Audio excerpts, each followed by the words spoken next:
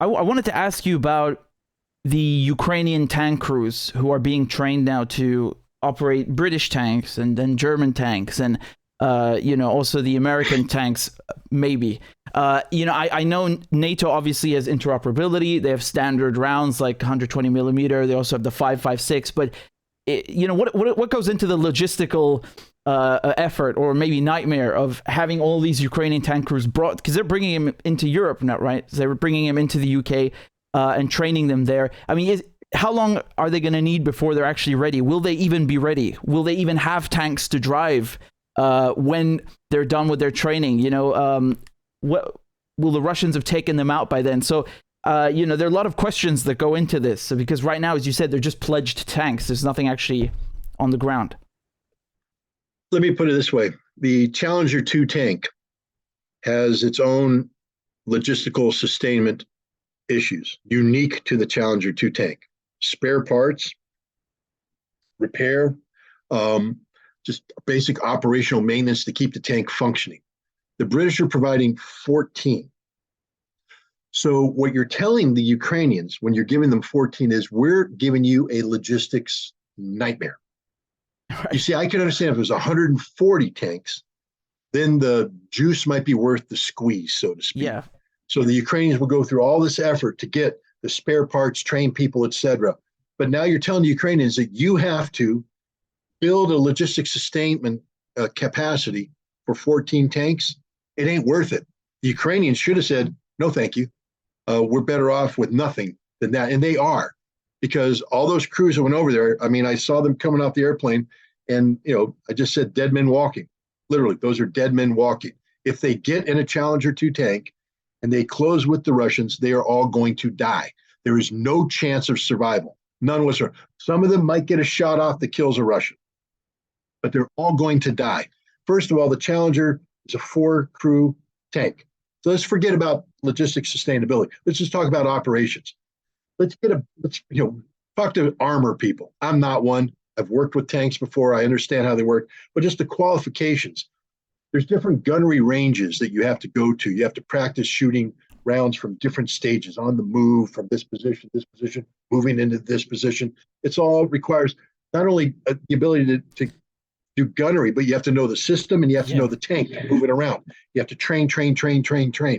These guys, I hope they're all fresh. I mean, if I were the Ukrainians, I'd say, don't send any experienced tank crews. It's going to mess with you. Send a tank crew that's a 3-man tank crew that's gone through all that training. Let me tell you about the military. It's muscle memory, baby. Once war starts, you are falling, because no rational human being can sit there and have shells go off, boom, boom, boom, and think straight. Mm-hmm. What you're doing is reacting. You're acting based upon muscle memory, what you've been trained to do. Boom, don't even think, do it. Bam, move, boom, boom. Instead of, what's my next step? Well, the training told me to do X. No, it's muscle memory. So now you have these guys, if they're combat veterans especially, they've been fighting in T-60 or T-72 tanks, T-64 tanks, 3-man crew, using Russian gunnery, Soviet gunnery, etc. And now you're going to transition them into something. The first thing that's going to happen in combat is they're going to go back to their original mode. And so they're going to freeze. They're going to make a mistake. They're going to pause. And you do that in combat, you're dead, because they're going up against Russian crews. They're operating off of their original training. They know one system. All we do is condemning these boys to death, especially a 3-man crew now becoming a 4-man crew. Because that 4th person's the loader. They don't have loaders, automatic loading machines. Now here they got a loader. So that's a whole new crew. But now you have a gunner and a tank commander that's used to automatic loading, not used to calling out commands. Load, charge 7, whatever you want to call. Before you punch it in, it gets loaded in. Now you got to call it out. You got to announce it for the loader to act on it.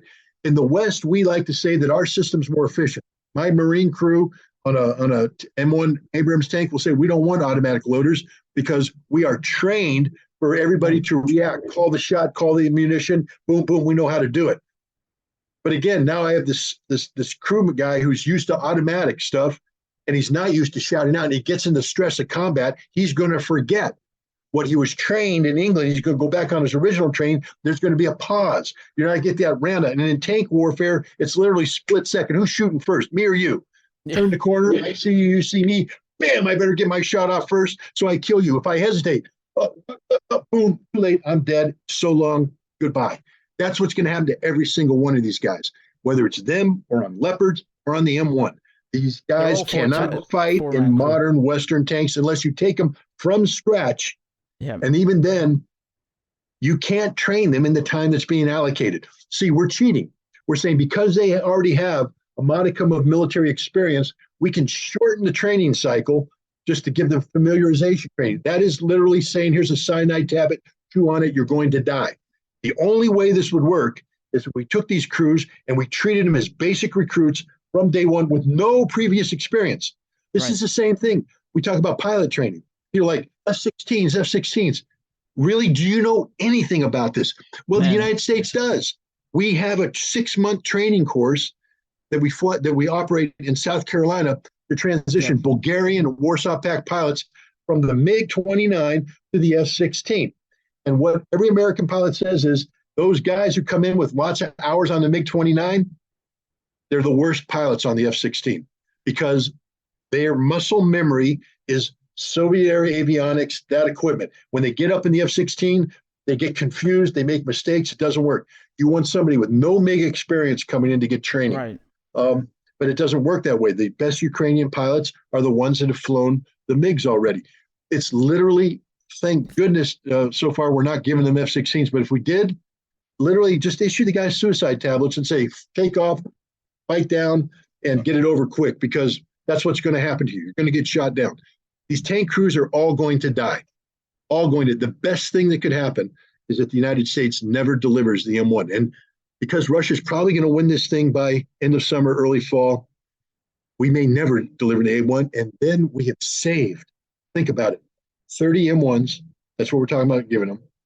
That's 4 men. We saved 120 lives. Yeah. That's something.